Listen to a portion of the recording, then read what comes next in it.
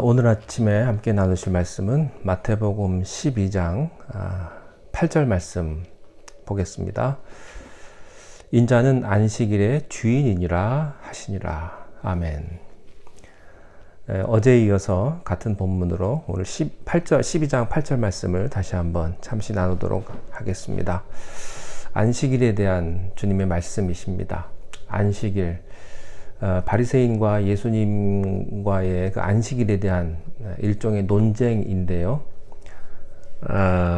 왜 이렇게 성경에서 안식일에 대한 이야기를 자꾸 하시냐면 이게 중요하기 때문입니다. 안식일에 대한 그 의미가 중요하기 때문입니다. 이것은 우리의 신앙의 모습을 보여주는 아주 중요한 주제이기 때문이지요. 안식일을 어떻게 받아들이느냐, 또 어떻게 지키느냐가 내가 하나님을 어떻게 믿느냐, 또 하나님을 믿는 자세가 어떤 것이냐를 보여주는 아주 중요한 주제가 되기 때문에 오늘 예수님께서는요, 바리새인과 이 문제를 가지고 토론을 하게 된 것입니다. 예수님께서는 구약의 예를 드시면서 참된 안식일을 가르쳐 주셨습니다. 그것은 안식일이라고 하는 것은 사람을 위해 만든 것이다 라는 기본적인 정신입니다. 안식일 자체를 위해서 안식일이 있는 것이 아니다 하는 거예요. 하나님께서 안식일을 만드실 때는 우리 인간을 위해서 안식일을 만드셨습니다. 하나님은 엿새 동안에 천지를 창조하셨습니다. 그리고 제7일에는 성경대로 쉬셨습니다. 쉬시면서 하나님은 창조의 모든 것을 즐거워하셨고요, 기뻐하셨고, 그리고 그날을 거룩하게 구분하셨고 축복해 주셨습니다. 어떤 분들은 이렇게 말하시는 분들이 있어요. 꼭 주일만 안식일이냐, 월요일도 화요일도 다 안식일 아니냐, 주일 아니냐. 그러나 그건 좀 다른 얘기입니다. 여러분, 정말로 중요한 게 있고요, 정말로 지켜야 될 그런 게 있는 거예요. 여러분의 가족하고 다른 사람들하고는 다른 거죠. 어떻게 같을 수가 있겠어요? 여러분의 자녀하고 다른 사람의 자녀하고 같습니까? 다른 거예요. 그건 다른 얘기입니다. 하나님께서 특별히 이 제7일은 기름을 부으시고 거룩하게 만드시고 축복해 주신 거예요. 하나님은 우리가 일하기도 원하시지만 쉬기도 원하시는 겁니다. 이것은 하나님의 질서입니다.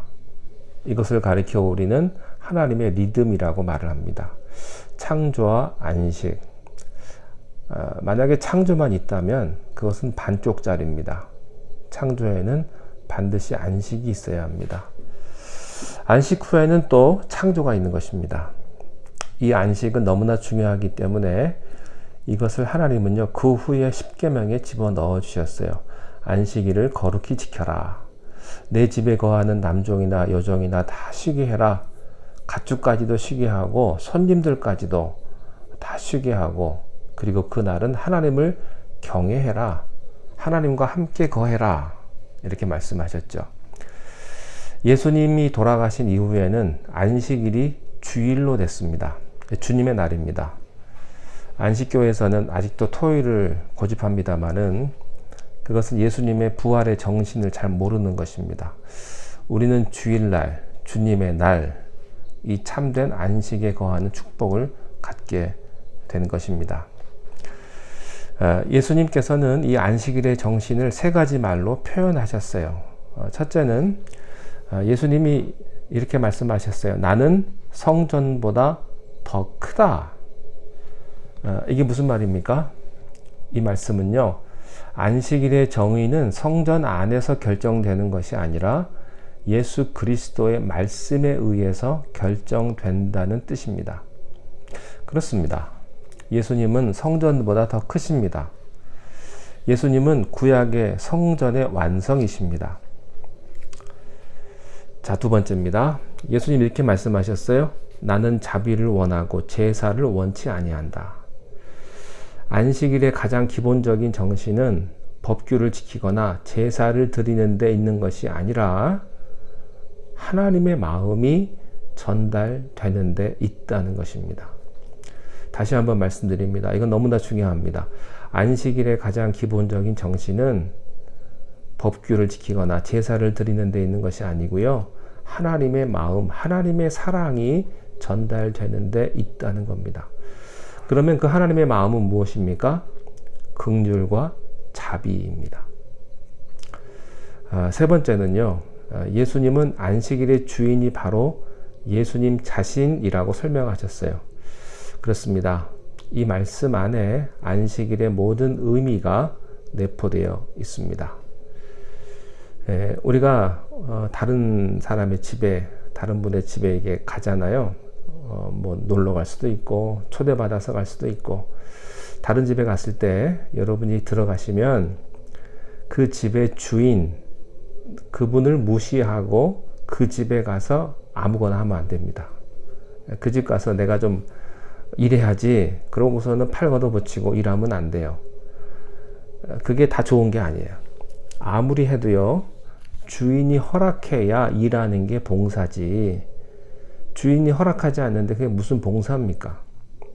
여러분, 그 집의 주인의 뜻에 순종하는 것이 최고의 봉사입니다.